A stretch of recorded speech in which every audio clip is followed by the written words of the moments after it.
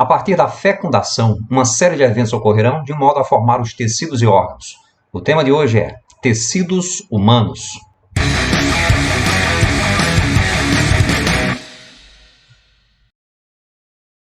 Por volta do 7º dia do desenvolvimento embrionário, o embrião se implanta no útero, a partir do processo que nós conhecemos como nitação. O blastocisto é formado por células embrionárias totipotentes, ou seja, podem formar qualquer outro tipo de célula do nosso organismo.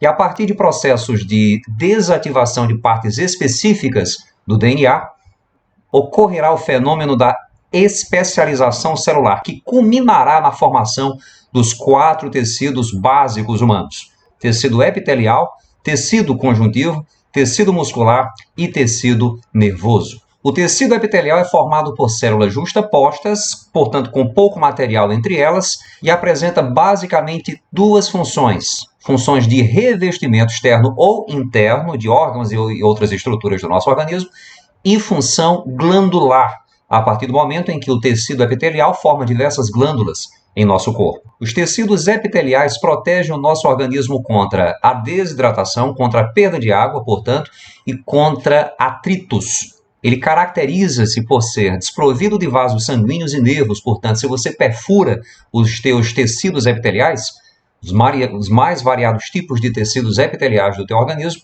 você não sentirá dor e ele não vai sangrar.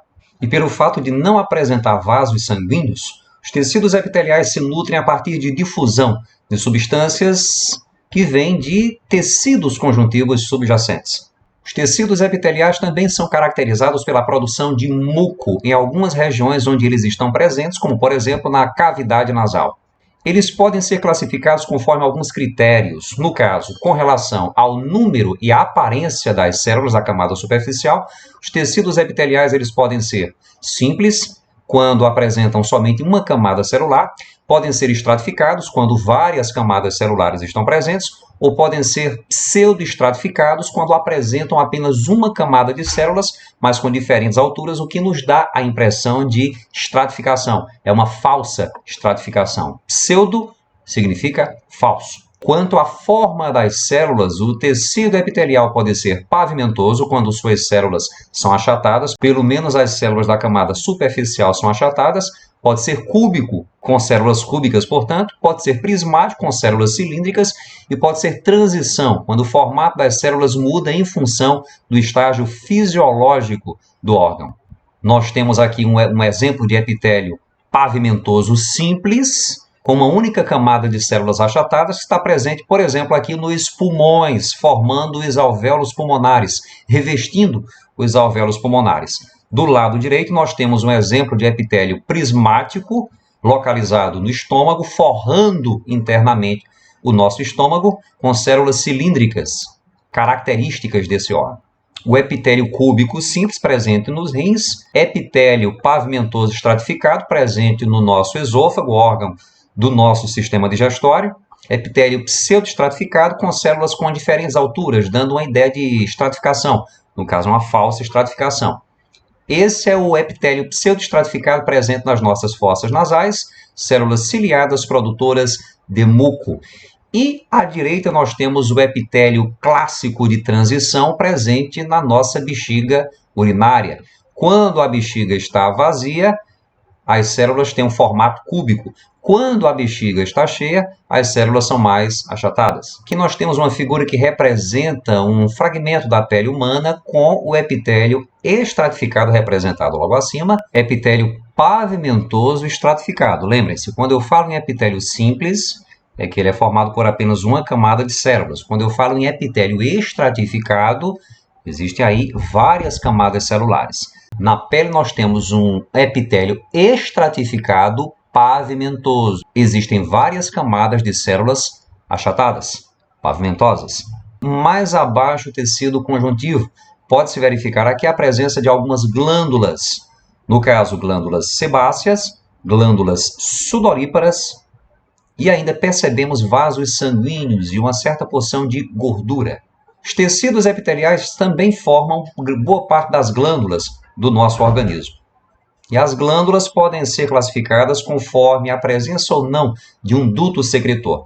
Quando a glândula não apresenta um duto de secreção, os materiais produzidos por ela são liberados diretamente no interior de vasos sanguíneos. As secreções são chamadas de hormônios.